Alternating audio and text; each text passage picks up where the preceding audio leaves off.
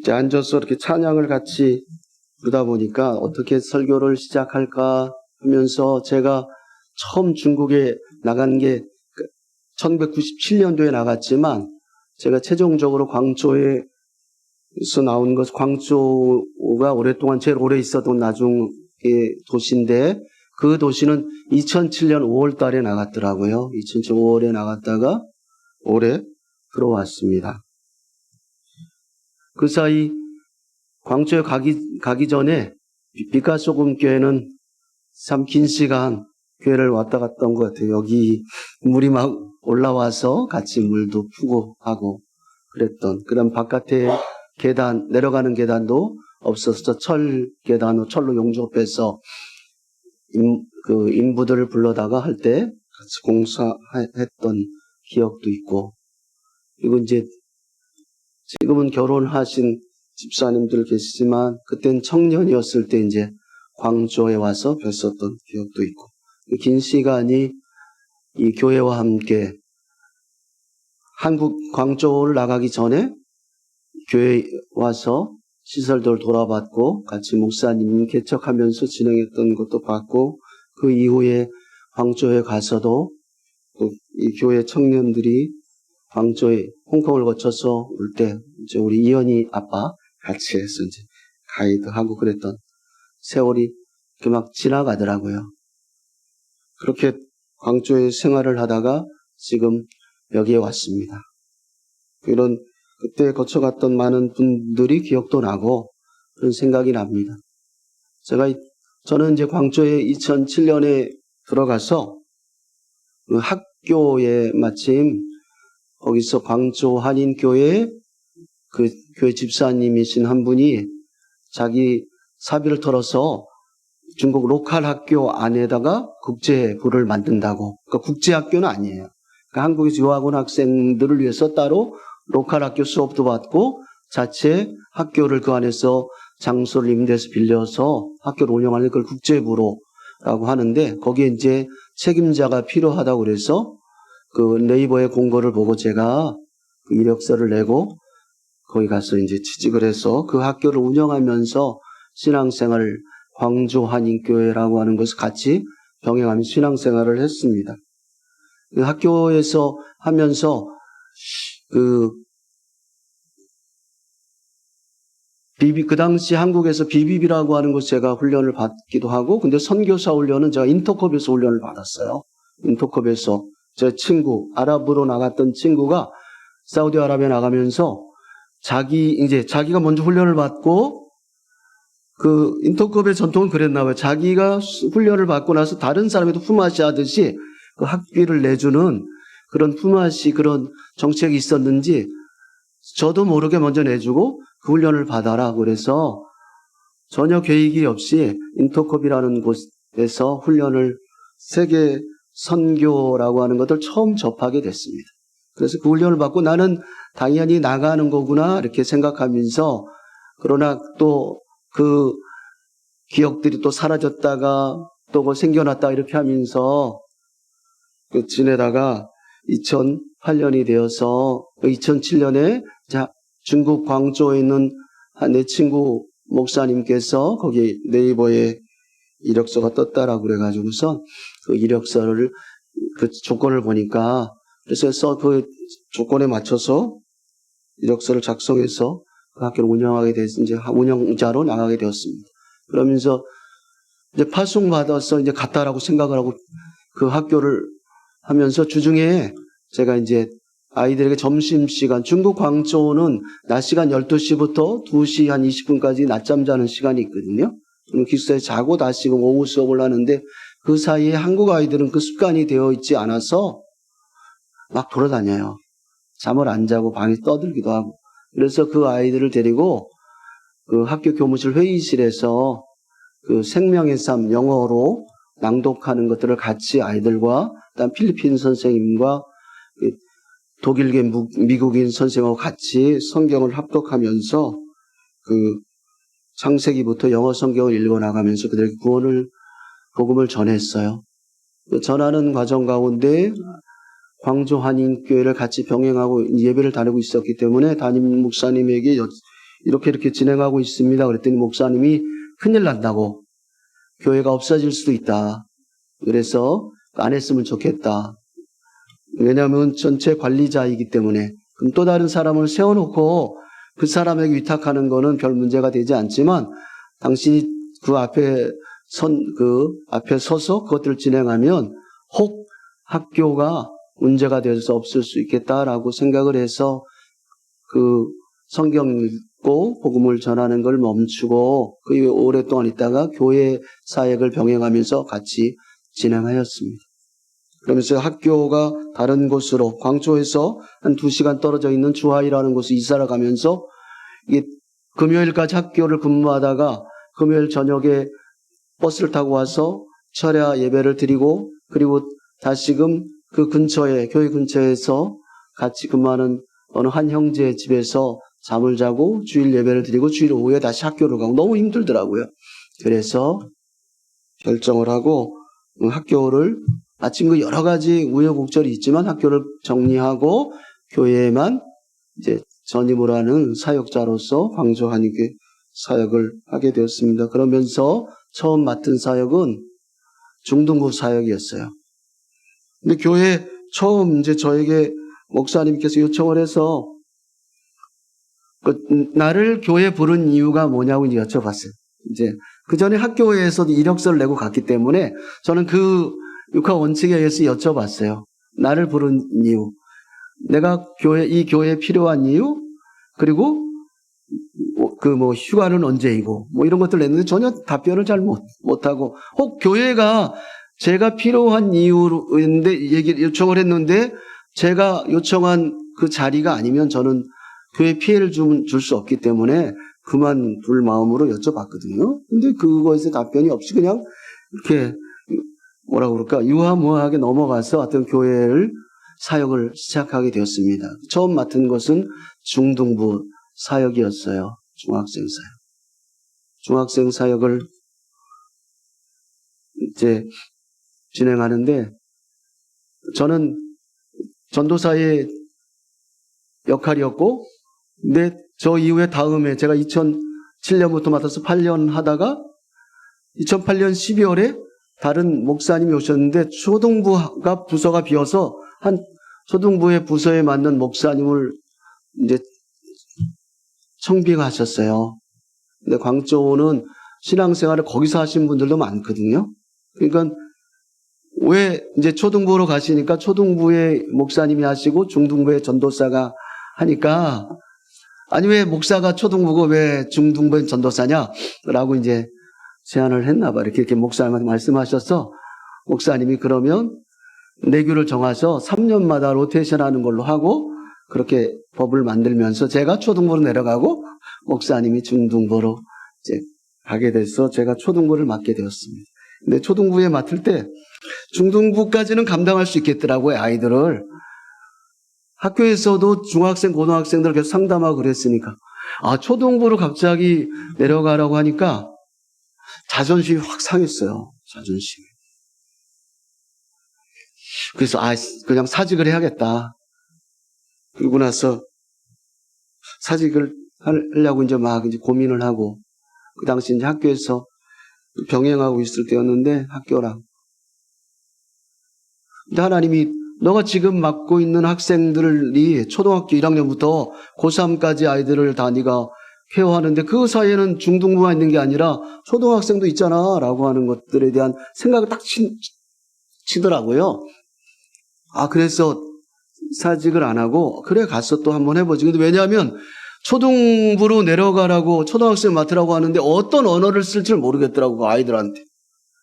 맨날 청년들 어른들하고만 수다 떨고 놀다가 초등학생들에게 복음을 어떻게 전해 어떤 용어로 어떤 쉬운 단어를 써야 되는지 접근해야 되는지 감당이 잘 안 되더라고요. 그래서 계속 기도를 오래 했어요. 결정됐다고 해서 이제 그 소문이 돌아서 하는데 감당이 잘 안 되더라고요. 언어를 어떻게 써야 될지 아이들에게 어떤 쉬운 언어 쓰고 애들에게 어떻게 처음 접촉을 해서 애들이 언어를 쓰지.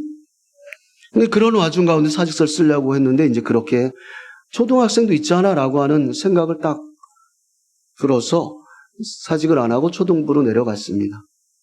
뭐 한 몇 주는 좀 어려웠는데 그다음부터 너무 익숙하고 재밌는 거예요, 아이들이. 그래서 그 아이들 사역을 초등학생들 한 4년을 같이 한 것 같아요. 그러면서 제가 북경에 합신에서 하는 신학을 같이 병행을 했거든요. 근데 북경에 갔더니 거기도 초등부가 있잖아요. 북경 21세 교회라는 교회 초등부 유년부가 있는데 그 아이들을 주일날 만나는데 이제 각 중국과 남아프리카, 태국에서 온 선교사님들이 이제 그분들은 어른들만 상대했나 봐요. 청년들만. 근데 제가 애들하고 너무 재밌게 접촉하고 얘기하니까 어떻게 그렇게 얘기를 아이들하고 쉽게 할 수 있지요라고. 그래서 나만 고민이 아니고 모든 어른들이 초등부를 맡을 때는 무슨 언어를 써야 될지 고민하는구나라는 생각을 속으로 한번 웃었던 적이 있습니다. 그렇게 그런 과정을 거쳐서 초등부도 하고 유치부도 하고 하면서 제가 광주 한인교회를 사역하다가 2018년에 쓰러져서 중간에 한국에 와서 입원했다가 돌아가서 2018년 사임을 하고 지금까지 이제 광주의 주변 그 교회만 참석하고 변방에 있는 태필린이라고 하는 사역을 하다가 지금 돌아왔습니다. 한국을 돌아와서 이제 작년엔 제가 한 3개월 정도 나와 있다가 다시 들어왔었고 가족이 전체 나가는 오래 나왔는데요. 작년에 한국을 딱 왔는데 지하철을 타고 시청에서 내려서 걸어가지고 광화문 쪽으로 이제 걸어오는데 한쪽에서 막 태극기 들고 막 엄청 시끄럽고 시청부터 막 데모하고 막 그러더라고요. 낮 시간에 돌아다녀 본 적이 없었거든요. 주말에 한국 거리를 딱 걷는데 너무 시끄러웠습니다. 야, 이렇게 한국이 시끄럽지? 그리고 이제 막 정가운 목사들 그쪽에서 하고 있는데 제가 광화문 교보문고 횡단보도 건너는데 한 아이가 가족이 가는데 중학생 아이가 좀 약간 속으로 나쁜 언어를 쓰면서 엄청 기독교를 비하하는 얘기를 딱 하더라고요. 그래서 한국에 복음을 전하기가 참 쉽지 않겠구나라고 간접적으로 느꼈어요. 그리고 제가 그 이후에 이제 계속해서 주중에 만나는 사람을 통해서 보니까 관심거리가 너무 다른 곳에 가 있는 거예요. 20대, 30대, 40대 교회에서 느끼지 못하는 여기 빛깔 소금기 느끼지 못하는 게임에 막 심취돼 있고 지하철에서 게임하고 뭐 버스에서 게임하고 20대도 하고 30대도 하고 40대도 하고 50대도 하고 핸드폰 2대 갖고 하는 아줌마도 계시고 막 와 2대로 하더라고요. 2대로 할 수 있지요. 너 잘 몰라? 그러니까 모니터를 크게 보는데 이제 진지하게 만나는 그들은 먼발치에 본 사람들이고 가까이 이제 생활하면서 만나는 사람들에게 삶에 대한 이유와 목적들을 물어보고 복음을 전하는데요. 탁탁 부딪히더라고요. 전혀 복음이 들어갈 틈이 없더라고요. 기도하고 또 만나는데. 일상적인 얘기는 할 때는 너무 성품이 좋아요. 착하고. 근데 전혀 복음과 인생의 미래를 얘기할 때는요. 부딪히더라고요. 전혀 관심도 없고. 한국의 복음을 어떻게 전하지? 그래서 중국에 힘들다고 생각했는데 한국을 딱 나오니까 한국에는 광화문 바깥에 시청 거기만 나가도 시끄러운 수많은 소음, TV에 막 정치 뉴스, 그리고 가까이 접근한 사람들, 먼발치 본 사람 게임, 그리고 삶에 대해서 진지하게 얘기할 때 전혀 돌아오는 진지한 얘기가 없는 것을 보면서 한국에 복음을 전하기가 참 어려운 나라가 됐구나 이런 것들을 광저우에서는 한국을 위해서 기도했었는데 그걸 실질적으로 한국에 와서 겪게 되었습니다. 이런 나라에서 복음을 어떻게 전하지? 한국에 있는 목회자들이 참 쉽지 않겠구나. 그 목회자가 쉽지 않으면 성도도 쉽지 않죠.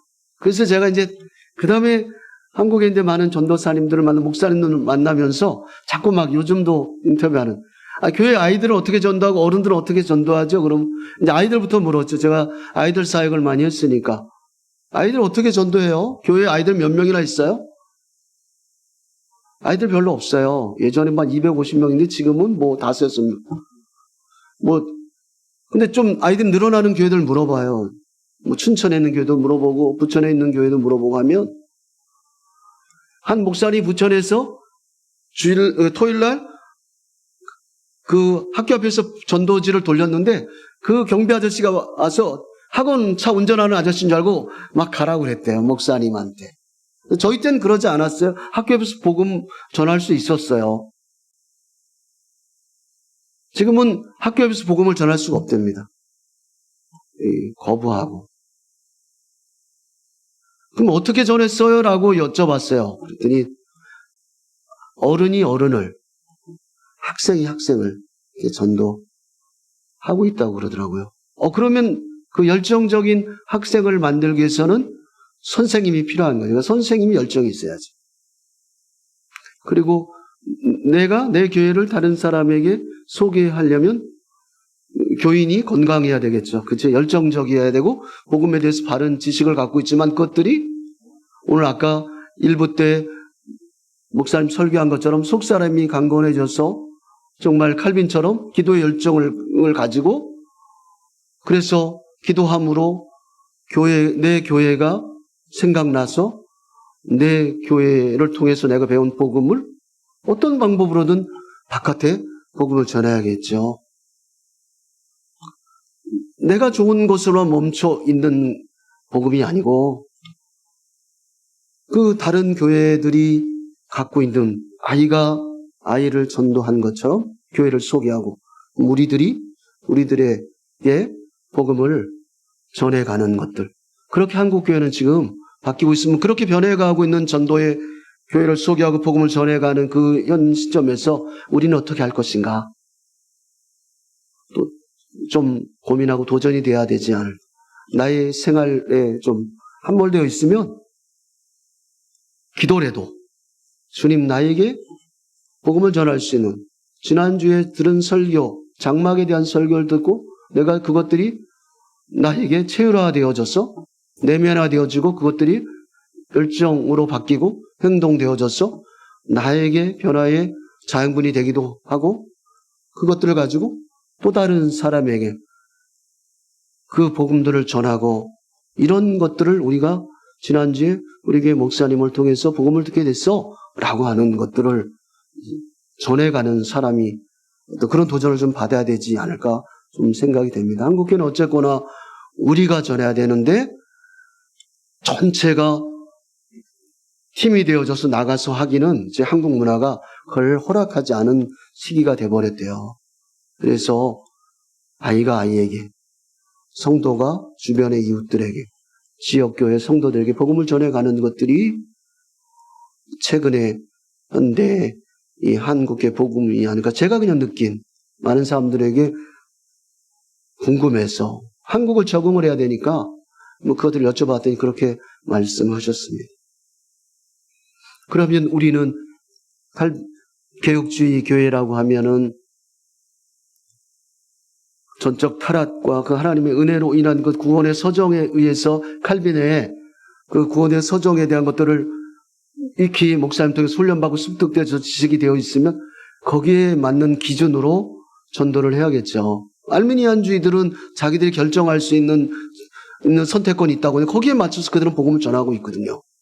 그럼 내가 갖고 있는 교리가 구체적으로 내가 결정이 되어져서 그것들을 기억하고 그럼 그 칼빈의 구원의 서정에 의해서 그 복음을 어떻게 전해야 될지 그것들을 교리를 자기가 기억하고 그 체득해서 그것들에 맞춰서 지나가는 내 주변에 있는 이웃들을 향해서 복음을 전해가는 것들이 우리가 복음을 전하는 그 사람들의 교회에 다니는 성도의 책임이고 자세가 아닐까 생각해 봅니다.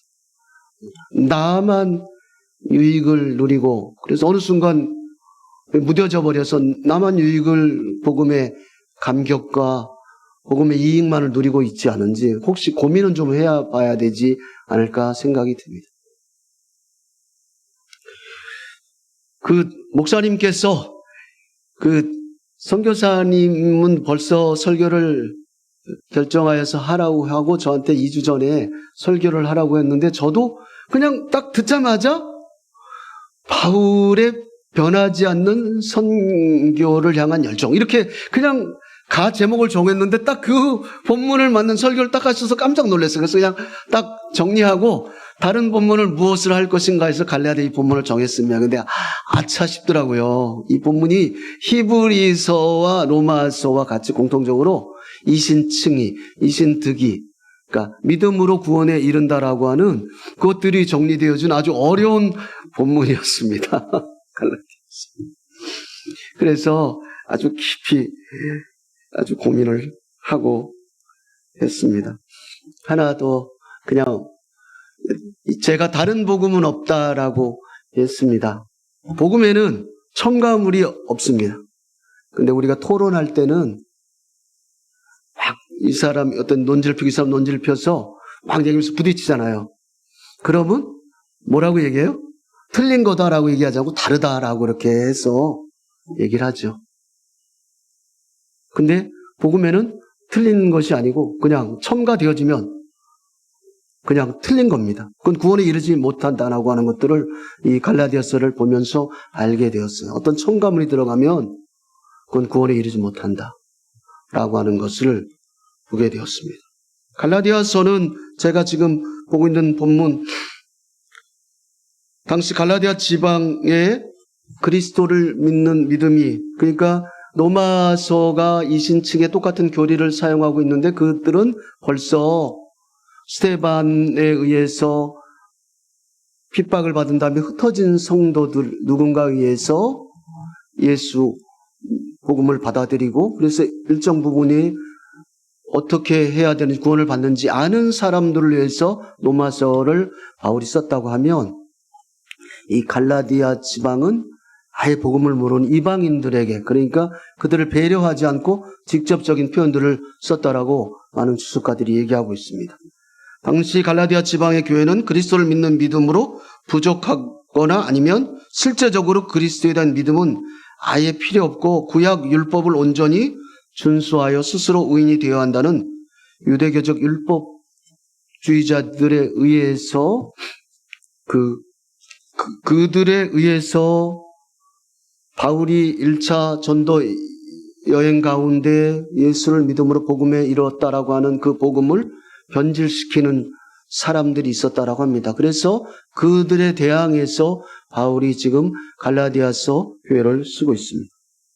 그러니까 갈라디아 교인들은 유대교 쪽 율법주의자들에 의해 거짓 교사들의 미혹을 당하고 있는 그 배경 가운데서, 그럼 거짓 교사들은 자기들의 논증, 복음을 구체화시키고 이렇게 설명하기 위해서 바르다라고 하는 것들을 하기 위해서 이전에 복음을 전하고 왔던 사도 바울이 사도가 아니다라고 하는 것들을 이야기하므로 그 사람의 사도권을 사도가 아니라 사도권을 사도의 권위를 무너뜨리는 것까지도 같은 전략을 가지고 진행했다라고 갈라디아서를 읽으면서 알 수가 있었습니다. 그것에 대해서 바울은 갈라디아서를 통해서 자기가 사도다. 그다음 두 번째는 자기가 전한 복음에는 다른 복음이 없다라고 하는 두 가지 주제를 가지고 지금 본문을 이야기하고 있습니다. 이 신구약 시대는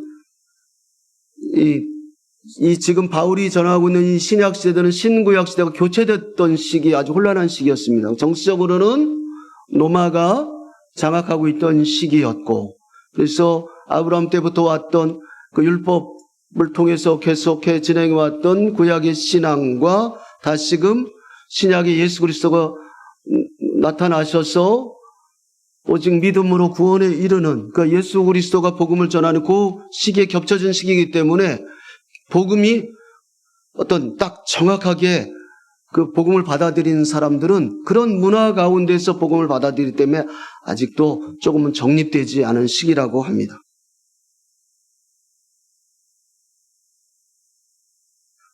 당시 우리 주 그리스도의 초림과 구속 순환을 기점으로 하여 각 신약 시대가 도래한 상태였기 때문에 구약 계시의 정점인 율법과 신약 계시의 기록인 복음의 상호관계에 대한 어떤 전체적인 통시적인 이해가 부족한, 아직 정착되지 않은 시기가 바로 이 갈라디아서 복음이 전해지는 시기였습니다. 그래서 갈라디아서는 애초부터 이신득의의 원리에 대해서 단순한 설명이 아니라 이를 변증하고자 하는 관점에서 기록되었다라고 지금 바울은 이야기하고 있습니다. 그 결과 갈라디아서는 바울 서신 중에서 가장, 그러니까 왜냐하면 지금 이제 1절부터 6절까지 단계적으로 설명이 가겠지만 가장 단호한 어조로 지금 바울이 갈라디아에 있는 교회들에게 이야기하고 있습니다. 갈라디아 교회는 사도 바울이 제1차 전도 여행을 떠날 때 바나바와 함께 고난을 무릅쓰고 세운 교회들이었습니다. 바울은 유대인들에게 핍박을 당하고 심지어 돌에 맞기까지 하였습니다. 이것들이 사도행전 1차 전도여행 가운데 있는 사도행전 14장 19절에 기록되어 있습니다. 이 지역의 다수 이방인들은, 그러니까 바울이 복음을 전하고 있는 비시디아, 안디옥, 이고니온, 누스트라, 더베 이 중심으로 복음을 전할 때마다 최초에 복음을 전했던 곳에서 자기들이 이익이 없어져서 계속해서 유대인들은 바울을 쫓아다니면서 이 갈라디아 지역에서 계속 핍박하고 고난을 주었습니다. 그 내용들이 사도행전 14장 19절에 쓰여 있고요. 그러나 그 가운데서도 이 지역의 다수의 이방인들은 바울이 전한 복음을 듣고 믿었으며 큰 기쁨과 성령의 충만함을 경험하였다라고 사도행전 18장 48절, 51절에 기록하고 있습니다. 하나님께서 바울의 손을 통하여 표적과 기사를 행하게 하며 은혜의 복음을 증거하셨습니다. 그래서 많은 제자들이 생겨났습니다. 실로 갈라디아 교회는 이방인의 사도인 바울이 고난 중에 얻는 수고의 첫 열매라고 할 수 있었습니다. 이 서신서의 수신자들은 갈라디아 지방의 여러 교회들이었습니다. 2절에 쓰고 있죠. 함께 있는 모든 형제 더불어 갈라디아 여러 교회들에게 이렇게 이야기하고 있습니다. 그러나 갈라디아 지방 누구에게 있는지, 언제 누구로부터 복음을 받았는지라고 하는 그 구체적인 연도는 성경 가운데 쓰여 있지 않습니다. 그리고 이따가 바울이 사도행전 18장 23절에 바울이 2차 안디옥으로 내려가서 얼마 있다가 떠나 갈라디아와 부르기아 땅을 차례로 모든 제자들 굳건하게 하니라라고 말하고 있습니다.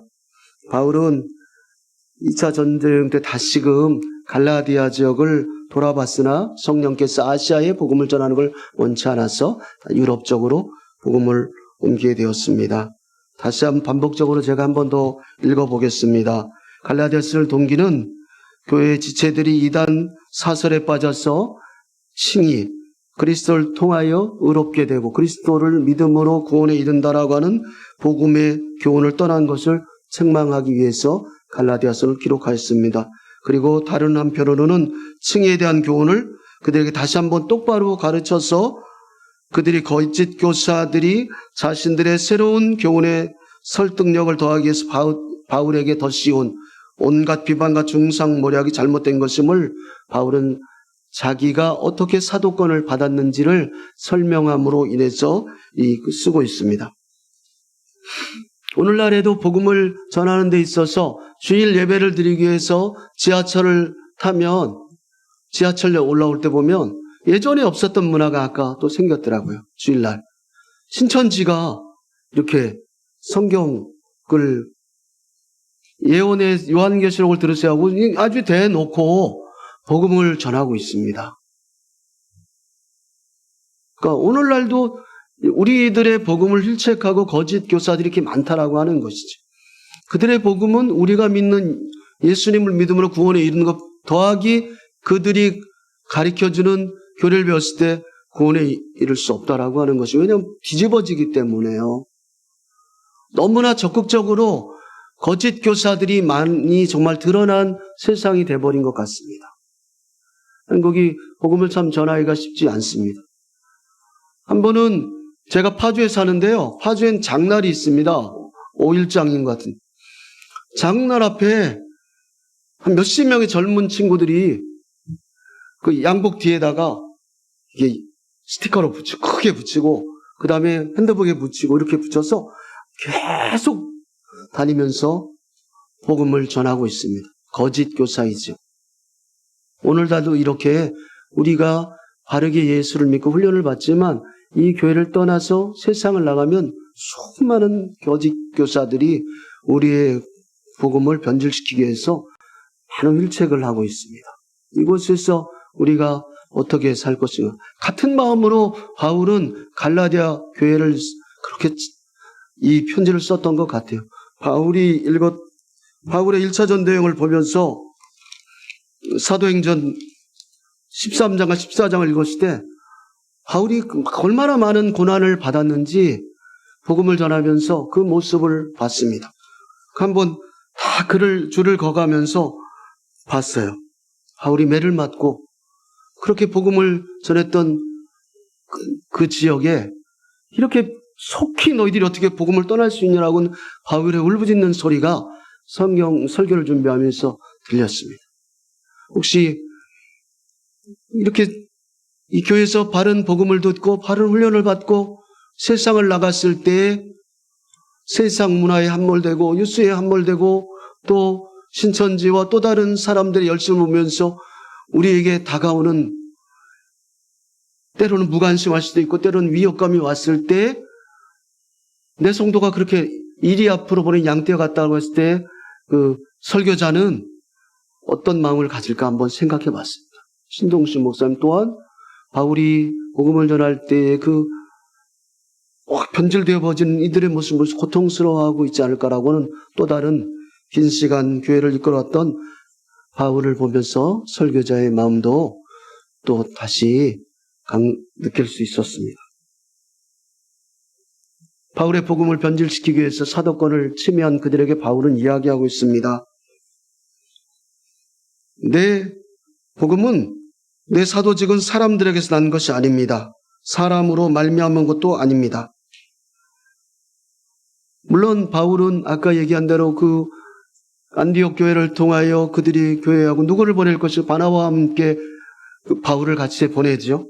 안디옥 교회에서 성령의 명령을 따라 바울을 파송하여서 소아시아 지역을 포함한 여러 지역 교회 전도하기 위해서 보냈습니다.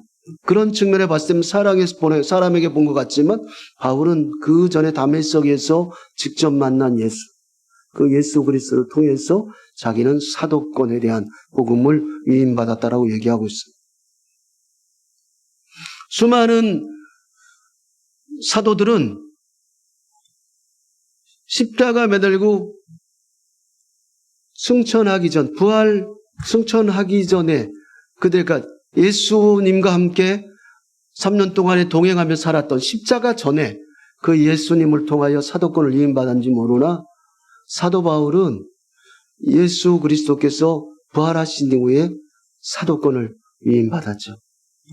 이들도 위임을 받았고 사도 바울도 사도권을 받았습니다. 그 근거에 의해서 바울은 자기는 사도라고 이야기하고 있는 것입니다.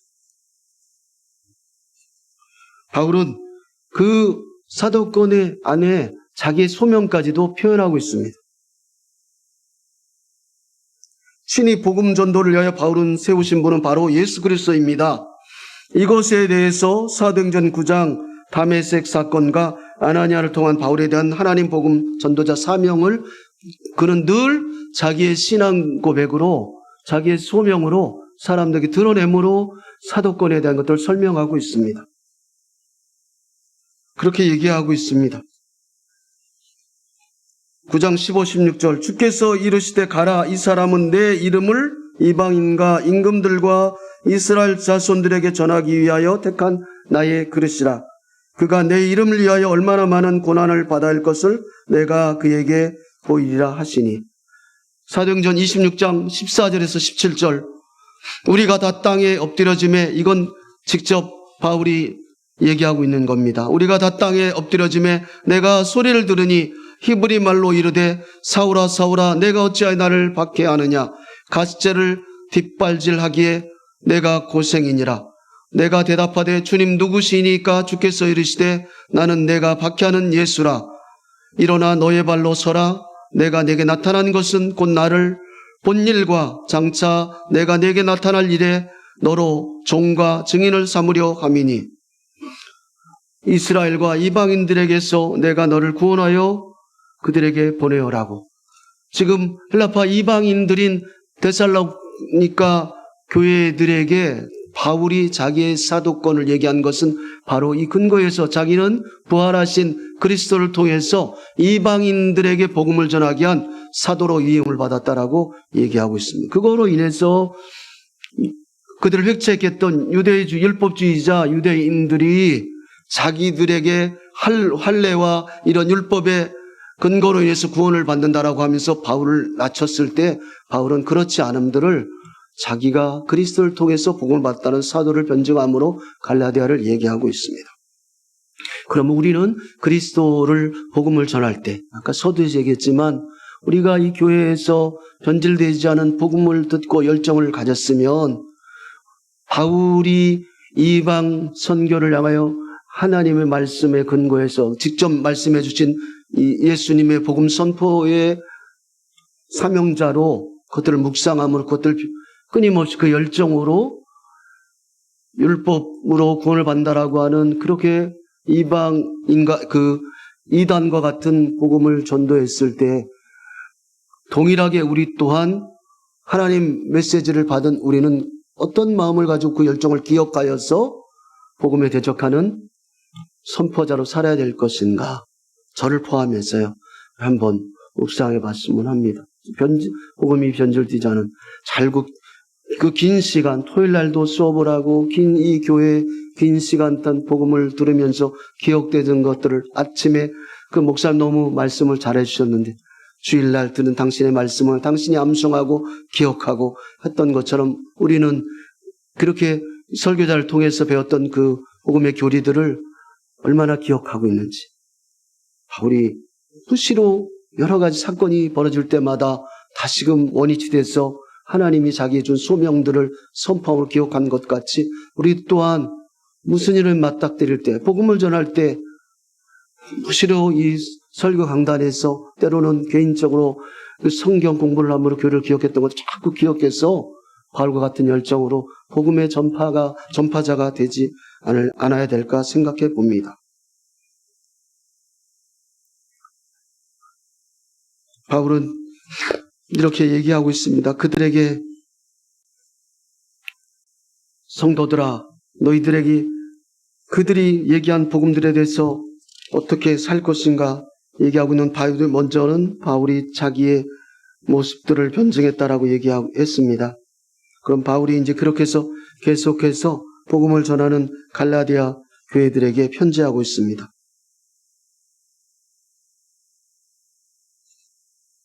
우리 하나님 아버지와 주 예수 그리스도로부터 은혜와 평강이 있기를 원하노라. 3절에 자기가 복음을 어떻게 받아들였고 자기가 사도된 직분들에 대해서 설명한 바울은 통시적인 갈라디아에 있는 지역에 그렇게 속히 복음을 떠난 그들에게 대상에 자기의 사도권을 설명하면서 이렇게 안부합니다. 우리 하나님 아버지와 주 예수 그리스도로부터 은혜와 평강이 있기를 원하노라. 이것은 그리스도인 사이에서 통상적인 인사말이었습니다. 바울은 자신의 모든 서신에서 이 인사말을 조금 더 변형없이 그대로 사용하고 있습니다.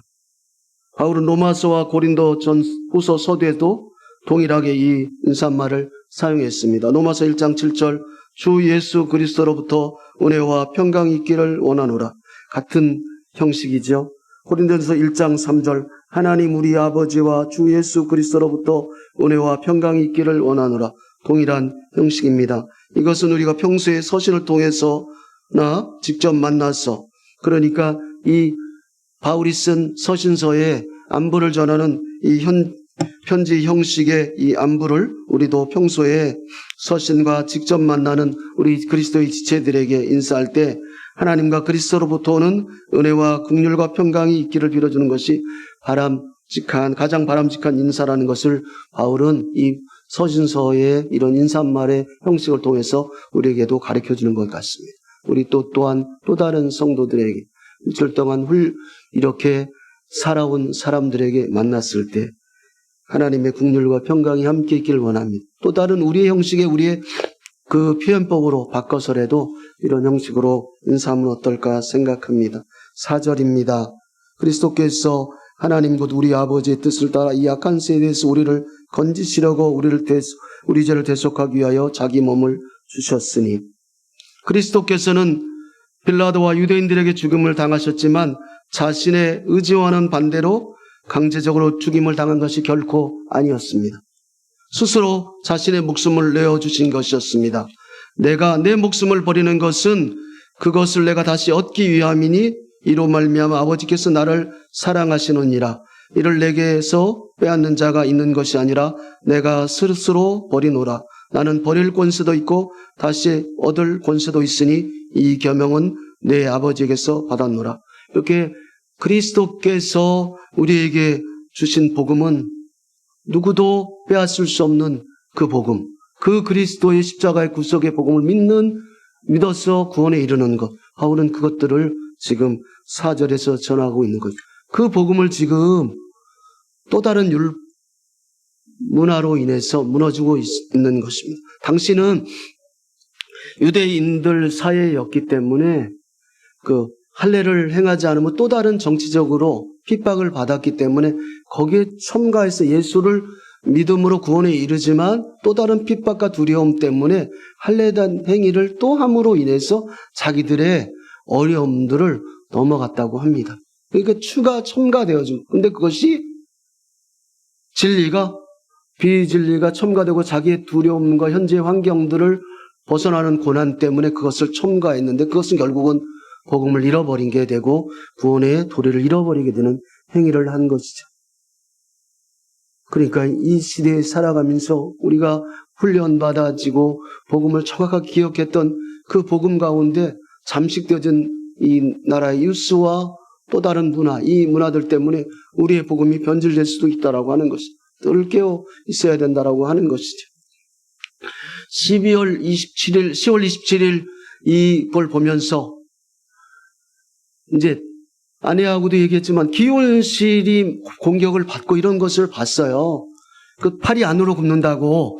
그래 신목사님 기온실에 이제 계시니까 도대체 홍정길 목사님은 왜 핍박을 받고 기온실은 왜 무슨 문제 때문에 이렇게 핍박을 받을까라고 해서 유튜브를 찾아봤는데 전혀 나와 있지 않더라고요. 기온실을 공격하는 사람들의 얘기만 나와 있더라고요. 근데 그들이 쓰는 모든 언어는 좌파, 빨갱이 이런 단어를 쓰고 있어서 들을 게 없더라고요. 그러니까 기온실을 공격하는 사람들이 쓰는 언어가 너무 정치적이고 세속적이고 공격적이어서 정말 진리의 진리대로 하는 것이 아니고 그런 걸 보면서 왜 제가 그걸 찾아봤냐면 그래도 대한민국의 어떤 복음적인 성도로 살아가는 기준에 그래도 나름대로 기온실이 있어야 될 역할이 있을 것 같아서 찾아봤었습니다. 근데 그 기준들을 무너뜨리려고 하는 것들을 보면서 유튜브를 찾아봤다는 것이었거든요. 그런데 반대자들만 그것도 자판이 이런 언어를 써가면서 쓰는 걸 보면서 너무 어렵더라고요. 진리에 서는 것이 너무 어렵구나. 어떤 게 맞는 건지 잘 모르겠더라고요. 정보가 너무 소홀해요. 어느 게 진리지? 예수님을 믿고 세상에 수많은 사람들에 있는 교인들과 목회자들은 10월 27일 나가야 된다라고 큰 소리를 하고 있는데 적극적으로 같이 참여하지 않으면 죄를 질 것 같고 왠지 충성하지 못할 것 같고 그런데 그러면 반대해서 얘기하고 있는 것은 왜 얘기하고 있지? 너무 세상 문화에는요 한쪽으로 함몰되어 있어서 분별하기 너무 어려웠습니다. 그래서 제가 주일날 목사님께 여쭤봐서 그것들을 분별할 수 있게 되었었습니다. 기운실에 전혀 얘기하고 있는 것들은 총회에 대한 불법들에 대해서 얘기했는데 그들은 큰 권력을 갖고 있는 그들은 그쪽의 지도자였기 때문에 그것들을 방어하기 위해서 그리고 그동안에 자기의 제된 부분, 잘못된 부분들을 질책했던 단체를 마침 기회가 돼서 없애기 위해서 그것들을 했다라고 하는 것들을 알게 되었습니다. 그러면 많은 바른 진리를 받았던 성도들은 정보가 부족한 성도들 그리고 세상 전체에 한국 전체에 같이 휩쓸려간 그전까지 예수를 믿고 구원에 이르고 그런 성도로 살아야 된다라고 훈련됐던 사람들은 자기도 모르게 그냥 휩쓸려 쭉 가는 거죠. 지금 갈라디아의 교회에 예수님을 믿음으로 구원에 이른다라고 했던 사람들이 또 다른 그 구약시대부터 입고 왔던 율법을 통하여 구원에 이른다라고 하는 그 문화에 휩쓸려서 같이 우로 간 사람은 없었을까 생각해 봅니다. 그러면 우리는 어떻게 될 것인가? 이 교회에서 훈련받은, 제가 반복적으로 그냥 얘기하겠습니다. 훈련받은 이 교리와 성경의 지식을 잘 기억하고 자꾸 묵상하고 기도로 그것들을 체휼하고 행동하려고 결심하고 그렇게 살아갔을 때 세상이 떠드는 것들에 대해서 바른 것도 있고 틀린 것도 있겠죠. 그것들을 잘 구별할 수 있을 거라고 생각합니다. 구별되지 못한 갈라디아 교인들을 향하여 다시금 바울은 질책하면서 복음을 전하고 있는 것입니다.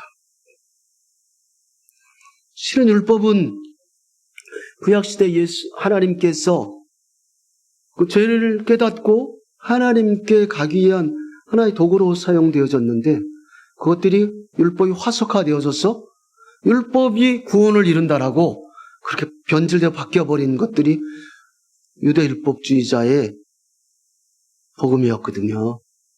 그러니까 율법의 바른 원리, 바른 정의를 잃어버리고 그냥 어느 순간 뒤바뀌어버린 율법이 구원에 이른다라고 그 바뀌어버린 그 구원의 도구로 지금 바울이 바르게 전한 복음을 바꿔버리고 있는 거예요. 추가해서 바꿔버리면서 헷갈리게 어느 게 진짜 복음이지? 라고 어지럽게 만들어버린 거죠. 지금 한국 사회가 그렇다라고 하는 겁니다. 우리가 믿는 복음이 어떻게 신앙생활 해야 되지? 그 행동했을 때 변질시켜버린 문화가 너무 나라에 많다라고 하는 겁니다. 여러분, 다른 복음은 없습니다. 교회 안에서 훈련받은 훈련들을 가지고 바르게 잘 정리해서 기억했으면 합니다. 바울은 이 악한 세대, 이 부패한 세대에서 건지기 위해서 하나님 아들 예수 그리스도께 십자가에 돌아가셨다라고 얘기하고 있습니다. 그리스도께서 하나님 우리 아버지 뜻으로 이 악한 세대에서 우리를 건지시라고. 그리스도의 십자가의 구속은요, 우리의 영혼만 구원하는 것이 아니고 이 악한 세대까지도 공의롭게 다 통치하기 위해서 그 악한 세대를 통치하고 이곳 가운데에서 우리 힘으로는 전혀 빠져나올 수 없는 우리들을 건지시기 위해서 십자가 사역을 하셨다라고 하는 것입니다. 바울은 그것들을 갈라디아 교인들에게 이야기하고 있는 것이거든요. 이 시대를 살아가면서 예수 그리스도의 십자가의 구속은 사건은 우리에게 구원을 이루기 위해서 하고 있지만 이 땅의 어두운 세상도 통치하기 위해서 그 예수의 십자가도 임하셨다라고 하는 것들도 동일하게 같이 알았으면 합니다. 그랬을 때 우리가 그 그리스도의 십자가에 대한 큰 의미를 더 가지고 바울이 갈라디아 교회에 얘기하고 있는 것들의 교훈을 우리가 더 가슴 깊이 묵상할 수 있을 것 같습니다. 바울은 그들에게 너무 안타까워서 얘기하고 있습니다. 그런데 어떻게 이렇게 그리스도의 은혜를 금방 잃어버릴 수가 있느냐, 속히 떠나버릴 수가 있느냐라고 이야기하고 이상하게 여기 정말 이상하다라고 얘기하고 있습니다. 돌아보면 우리를 점검해 보면 우리도 언제든지 속히 떠날 때가 많습니다. 그렇죠? 우리 스스로가 우리에게 참 이상하다라고 질문해야 된다는 거죠. 설교를 듣고 그리스도인이 되어져서 세상을 나갔는데 어느 순간 변질된 복음의 원리를 가지고 세상을 살고 있는 나를 보면서 어떻게 속히 떠날 수 있지? 참 이상하다. 그 마침에 얘기했던 성령을 통해서 다시금 복음의 진리가 기억되어지길 위해서 다시금 멈추고 기도했으면 합니다. 바울이 이렇게 갈라디아 교회에 얘기하고 있습니다. 거짓 교사들의 유혹에 넘어갔던 그들을 향한 바울의 열정, 바울의 애통함, 그 상황을 보면서 사랑하는 우리 빛과 소금교회 교인들도 변질된 복음으로 들어가지 않고 이 교회가 하나님께서 교회를 허락해서 이곳 가운데 신앙생활하고 있기 때문에 이곳에서 배운 훈련되어진 것들을 그냥 흐트려 버리지 마시고 잘 기억하여서 속히 떠나지 말고, 혹시 속히 떠나면 이상하다? 왜 이렇게 속히 떠났지라고 스스로를 질책감으로 다시금 바울이 그렇게 통하며 편질되지 않았으면 좋겠습니다라고 얘기하는 것처럼 그렇게 복음 안으로 다시금 돌아왔으면 합니다. 적용은 또 하나는 아까 서두에 얘기했지만 이 시대의 복음은 전체가 전할 수 없는 시기가 되어버렸기 때문에 아이가 아이에게, 성도가 또 다른 성도에게 지역교회 복음을 전하가는데 혹시 망각하고 잊어버렸거든. 기도함으로 하나님, 내가 복음을 전할 수 있는 또 다른 열정을 갖는 사람이 됐으면 합니다라고 기억했으면 합니다. 그것들이 바울이 어쩌면 또 지적하는, 왜 너만 은혜를 받고 있어? 이렇게 은혜를 잃어버리지? 너만 갖고 있으니까 참 이상하다라고 우리에게 그렇게 또 다른 표현으로 적용해서 복음의 열정을 다시 회복하는 성도님들이 됐으면 합니다. 마지막으로 예수 그리스도께서 요한복음 19장 23절의 말씀을 얘기함으로 바울이 그 복음을 계속 얘기하기 때문에 그 복음을 19장